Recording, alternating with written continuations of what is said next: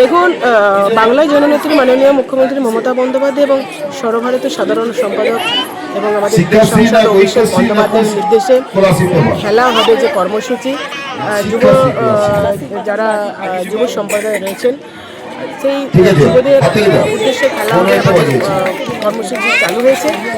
বিভিন্ন ব্লক, একদিকে যেমন আমাদের গৌরবোজ্জ্বল 15 বছর চলছে মহিলাদের নিয়ে পাড়ায় পাড়ায়, তেমনি অন্যদিকে চলছে আমাদের ব্লক টাউনে যারা যুব সভাপতি আছেন, যিনি ডিস্ট্রিক্টের প্রেসিডেন্ট যুবক, ওনাদের উদ্যোগে, ওনাদের সকলের সহযোগিতা এবং সকলের প্রচেষ্টায় একদিকে যেমন খেলা হবে কর্মসূচি চলছে, অন্যদিকে চলছে আমাদের গৌরবোজ্জ্বল 15 বছর উন্নয়নের পাঁচালী।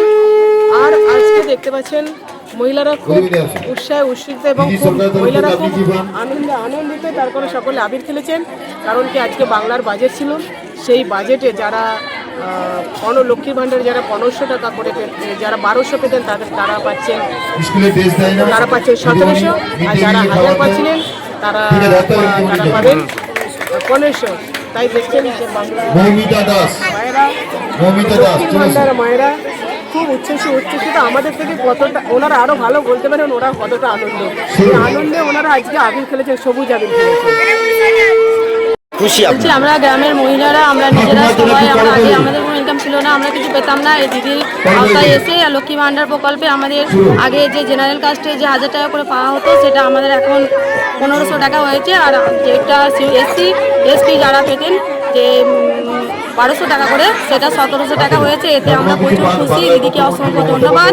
আর আমাদের প্রত্যেকটা গ্রামের মহিলারা আমরা একজোট হয়ে কিছু না কিছু আমাদের নিজেদের আওতায় আমরা কিছু করার চেষ্টা করব। দিদির এই টাকা সমর্থন করি আমাদেরকে দিয়েছেন, মানে খুব ভালো উপকৃত আমরা প্রত্যেক মহিলারা, আমরা খুশিতে আছি, আনন্দে আছি। আর আজকে এই দিদির আনন্দে আমরা আনন্দিত হয়ে সবুজ আবির মেখে আমরা নিজেদের মানে উচ্ছ্বাসিত, নিজেদের উপর মানে ভরসা ভিত্তি করে আমরা বলবো।